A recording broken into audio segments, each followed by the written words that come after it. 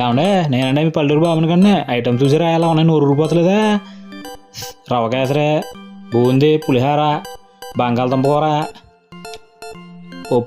పప్పులోకి ఆవకాయ అండి, ఆంధ్ర ఆవకాయ, రసము, కొమ్మటి పండు అండి, కొమ్మటి పండుగ, పెరుగు, రైసు, వెరైటీ ఏంటంటే గుమ్మడికాయ దప్పలం అండి, అదరగొట్టేది ముక్క నోట్లు పెట్టుకుని కరిగిపోతుంది బాబు.